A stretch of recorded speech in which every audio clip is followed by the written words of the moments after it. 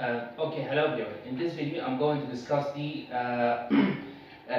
some of the related topics to the last video, talking about the MCQs in the viral encephalitis, bacterial meningitis, some subacquatic pneumonia, and cerebral malaria, some of the CN neurological disease associated with some of the infectious problems. Okay, to classify and to make life easy regarding the acute and the acute headache disorders, whether it is primary or secondary, there is a simple diagram. I'm going to draw it. So we have to differentiate between the headache disorders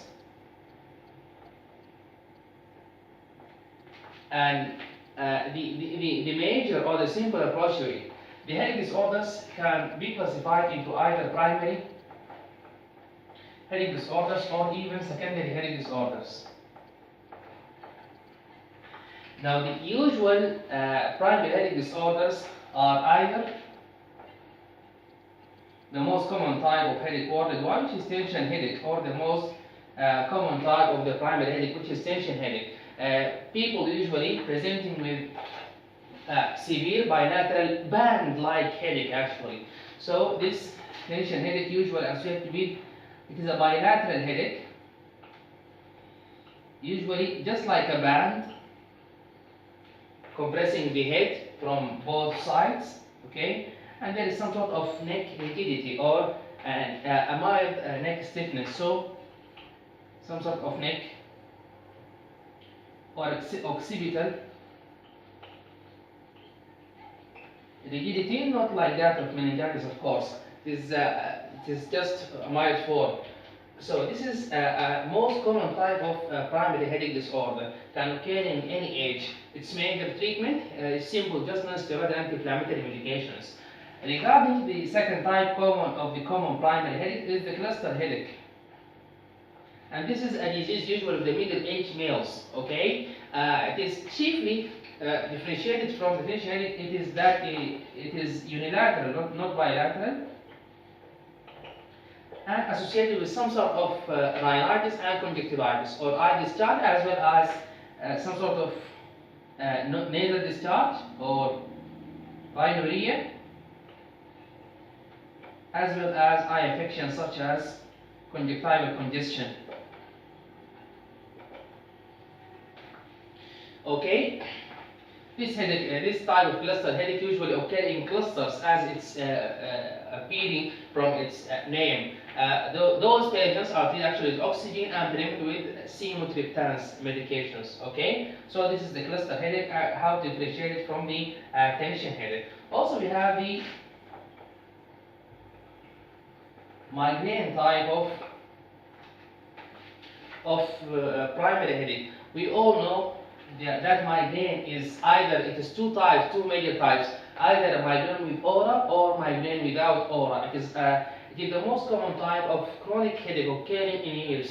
Can be started from the adulthood actually, or even the childhood in some patients. Okay, those patients either to have aura, maybe they have no aura, could be associated with hemiplegia, could be associated with hypoglycemia. Sometimes it is associated with focal neurological deficits, such as the type which is symplectic migraine and so on. So migraine have special criteria to diagnose it rather than cluster and tension headache. Okay, so migraine usually. The classical presentation of migraine is that migraine with an aura. Okay, it is usually associated with photophobia. Okay, and those patients after the attack of migraine usually go asleep. Okay, the diagnosis of migraine is dependent on the clinical criteria as well as some of the EEG chains. Okay, so and has multiple medications to treat migraine. Not like the cluster and the tension headache. We have anti-migraine medications, loads of them according to the patient. One drug can treat some patient, the same drug can never another patient, and so on. Okay, so treatment from a patient to a patient differs so much. Now, so also we have the other types. Those are the most common types of primary headache. Also, we have ice-pick headache. Okay, one of the types of headache we have. One of the most common types of headache in this generation, which is the medication overdose headache.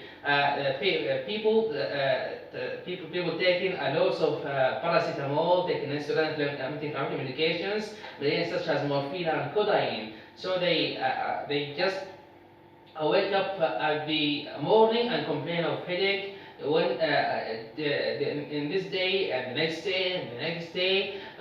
This type of headache, you just actually, it's just diagnosed clinically. Okay, you stop all of the medications and start one of the non-steroidal and shift to another if it is not useful, and so on. Okay.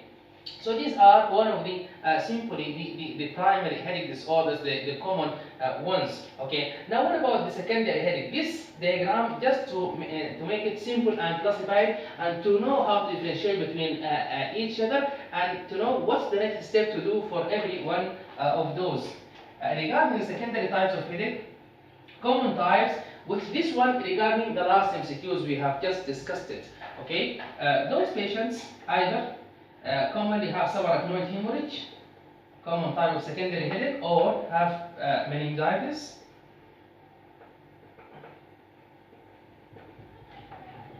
Maybe those patients also have, as we said, cerebral malaria, or they have encephalitis. And sometimes, okay, in endemic countries, those patients can complain of viral hemorrhagic fever. Okay, those patients usually from its name, viral hemorrhagic fever, there is a hemorrhage. This hemorrhage can be manifested as either epistaxis or bleeding from whatever side in the body, or they just have some sort of thrombocytopenia, low platelets, less than usually 80,000. Okay, the number of platelets in the blood per cc of per 1 cc. So how to differentiate between all of those? Usually people coming with some sort of subarachnoid hemorrhage, they have a severe and abrupt onset of headache. As we know, it is called the weirdest type of headache in life. Headache that the candidate or the patient says he has never had an episode like this before. So it's a very severe type with abrupt onset in just seconds or minutes. Okay? Could be associated or not associated with some sort of focal neurological deficit. Okay? And usually there is no fever. If there is some sort of fever, it will be just mild or a low-grade fever. Okay, unlike the meningitis. Meningitis, yes, it is a severe type of headache, yes, has an abrupt onset, but usually it occurs in hours and slowly progressive, not like that of subarachnoid hemorrhage. It is progressive quickly, but in meningitis, it is progressive type of headache, but in hours, like slowly progression of the symptoms. Okay. Usually, meningitis is less likely associated with focal neurological deficit in comparison to the subarachnoid hemorrhage. Okay, so those patients can present with these symptoms associated with a loss of consciousness, for example, or even focal neurological deficit, hemiplegia, for example. But people complain of meningitis, less likely complain of focal neurological deficit. So, and usually the fever in comparison, there is a high grade fever in patients complaining of meningitis. Okay, so severe, progressively slowly, we have fever, and also we have in both of them we can find a positive on examination, a positive Kerlin sign, or even a positive Babinski sign. But this is usually common in patients complaining of meningitis. Okay, now, so usually in people having meningitis, okay, usually have a positive Kerlin sign and positive Babinski sign. They are highly suggestive but not confirmatory of meningitis. So, and Babinski sign as well. Okay. In comparison, people complaining of cerebral malaria usually they have a history of travel to an endemic place with malaria. Usually they have confusion, and they have mental state change, low mental state. Okay, if not treated, they can go progressively into a deep coma. Okay, now in patients complaining of encephalitis, usually it is of viral origin. The most common feature of encephalitis is mental state change and confusion. It can occur in anywhere without a history of travel or being that the patient coming from an endemic place. We all know that the most common cause of encephalitis is the herpes simplex virus 1, which is worldwide common. Okay? So now in all of those patients, if any one of those admitted to the hospital and you are in doubt, you should firstly, after you stabilize the patient, you should undergo CT scan with non-contrast to the patient to exclude any focal neurological deficit, to exclude any bleeding, okay, to exclude any massive brain edema, okay. So after doing your CT scan, and starting with empirical treatment, then you go to your investigations to exclude and to include which your differential diagnosis should be at the top of the list, okay. If usually subarachnoid hemorrhage, CT scan is highly sensitive without contrast.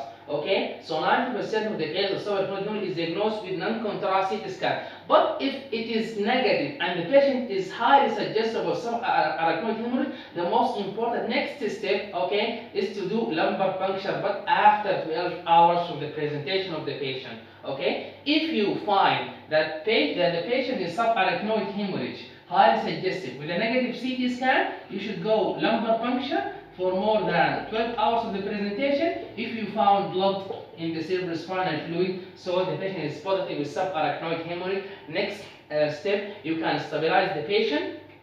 You should maintain the cerebral perfusion by giving calcium channel blocker for the patient, such as oral nimodipine, and then you should refer to the patient to neurosurgery to undergo either surgical clip or embolization to found the site of the subarachnoid hemorrhage and the site of the bleeding. Okay, this is the management of the subarachnoid hemorrhage.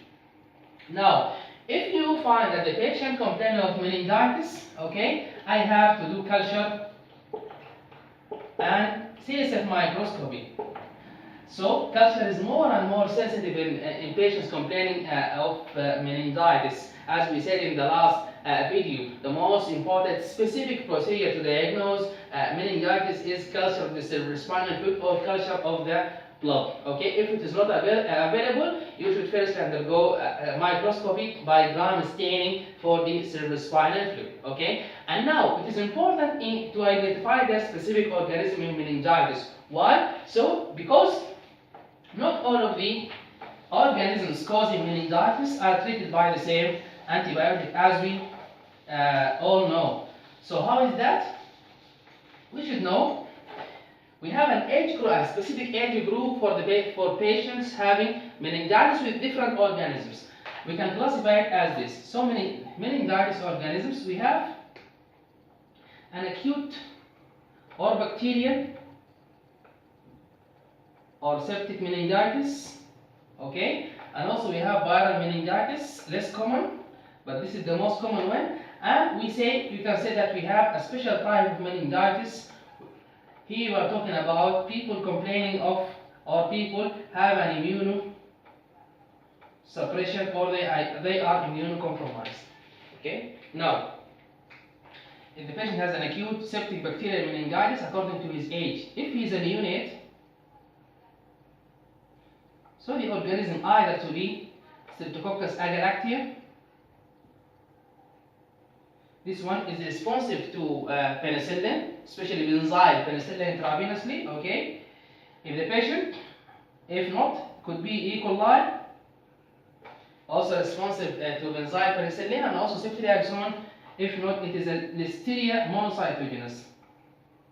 And if we diagnose a Listeria monocytogenes meningitis, now the organism the patient or the candidate should have ampicillin intravenously. Okay, now. This is if it is neonate. Now, if it is a child, accordingly, the organism could be Neisseria meningitidis, or even could be Haemophilus influenzae. Okay, in both cases, ceftriaxone or ceftriaxone is enough for treatment. Ceftriaxone or ceftriaxone are enough to treat this type of infection. What is special actually about this one or this one? Now children complaining of hemophilus influenzae meningitis, usually they are either immunosuppressed people or such as a sickle cell disease child undergoes splenectomy. He is immunocompromised and prone to meningitis, could be caused by hemophilus influenzae, or they have a history of lack or incomplete vaccination. So this is associated with hemophilus influenzae meningitis. People complaining of Neisseria meningitidis meningitis, they are either have meningitis plus shock syndrome. That's to say, the child may have Waterhouse-Friderichsen syndrome or acute fulminant meningococcemia, a type of severe meningitis associated with severe septicemia, confined also to the adrenal gland. Okay, this also could be manifested as the sepsis of Neisseria meningitidis could be manifested as a rash in the blood. Okay, due to the disseminated intravascular coagulation caused by the lipooligosaccharide, which is found in the beneath the capsule of the Neisseria meningitidis. So, child symptoms of meningitis plus rash, which is usually petechial rash or painful rash, okay, with symptoms of shock. This is highly suggestive for Neisseria meningitidis, especially if there is an outbreak of meningitis in that area. Neisseria meningitidis is highly associated with a huge outbreaks of meningitis, whether epidemics or even pandemics. Now, we have a special type of meningitis, okay? This is in immunocompromised patients. Here we are talking mainly about meningitis, sorry, we forgot about the meningitis in adults. This one, yes. Adult meningitis usually caused either by strep pneumoniae, which is the most common cause of meningitis in adults, and also could be caused also by Neisseria meningitidis, okay? All of those can be conclusive by the gram staining. For example, if I take the cerebrospinal fluid and make gram staining and you find gram positive lancet-shaped diplococci, this is Streptococcus pneumoniae. If you do gram staining for the cerebrospinal fluid and you found gram negative bacilli, so this is E. coli, and so on. Okay. Now, either by Streptococcus pneumoniae or by Neisseria meningitidis. Streptococcus pneumoniae, Neisseria meningitidis, both of them can accept ceftriaxone, both of them can accept benzyl penicillin. Okay. Now, meningitis in immunocompromised patients, especially AIDS patients, we have many causes actually, but usually commonly either Listeria monocytogenes, this is responsive to ampicillin, okay, or even such fungi, some fungi such as Cryptococcus neoformis. So this is one of the most important common causes of meningitis in AIDS patients and immunocompromised patients.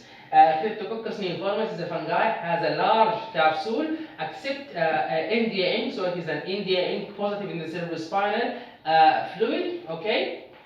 Usually, some of the patients have a CD4 count in AIDS patient less than 300, okay, per ml of the blood. So Listeria monocytogenes in immunocompromised patients. We have Cryptococcus neoformis also in immunocompromised patients, and other types also such as cytomegalovirus sometimes also can cause meningitis in immunocompromised patients, and other viruses, but those are the common ones. Now, the viral meningitis, in comparison with bacterial meningitis, it is actually mild. Okay, it has lymphocytes in the cerebrospinal fluid and also even in the blood. Okay, it has a normal glucose and sometimes a little bit elevated glucose. But in the bacterial meningitis, we have low glucose, we have a very high protein. Okay, we have neutrophil, and this it is an aseptic meningitis caused by some bacteria such as Mycobacterium tuberculosis and the spirochetes in general. We are talking here about Treponema pallidum as part of the tertiary syphilis, okay, the neurosyphilis, or even the Lyme disease, which is caused by Borrelia burgdorferi. Okay, all of those can cause aseptic bacterial meningitis, and rather than neutrophils, we found lymphocytes in the blood, or mainly in the cerebrospinal fluid. Okay, so So these are the major types of the organism causing meningitis, and the next step as a medication, which one we are going to give to the patient as an empiric therapy or even as a specific therapy later on after we can confirm the diagnosis.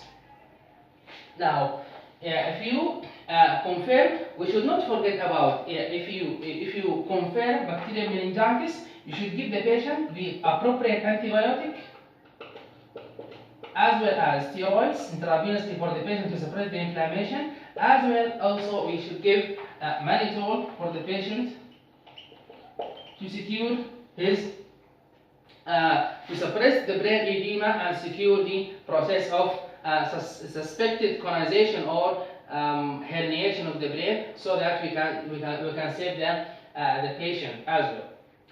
And also we can give the patient rehydration. We can rehydrate the patient if he has, for example, meningococcemia with sepsis or shock. You also can give analgesia to the patient. We can give the patient muscle relaxant if he has some sort of neck stiffness and so on. Now, regarding cerebral malaria, as we said, the patient from an endemic place, he has a history of travel, he has some sort of confusion, okay? The patient may have a history of alternating fever with night sweats and also shivering and rigors, okay? So those patients, you have to confirm that the patient has malaria either by the blood film or the ICT of malaria, and also then you directly should give the patient IV quinine as the specific therapy. If you confirm that the patient have an encephalitis, the most important, sensitive, and a specific test for encephalitis is you should do the cerebrospinal fluid analysis as a PCR. So PCR for cerebrospinal fluid, if it is positive, directly you should give the patient IV a cyclovir. Okay. Now this is just our approach and the plan and the discussion of the last MCQs in the last video, okay, about how to approach the primary headache disorders, how to differentiate between each other, what is the most important next step, what is the more sensitive and more specific therapy, okay, how to prevent the patient and secure the patient, the common places of the questions and so on. Okay, thank you. And next video we're going to talk about another MCQs and another discussion regarding another area, whether in the infectious or CNS or another chapter. Okay, and thanks.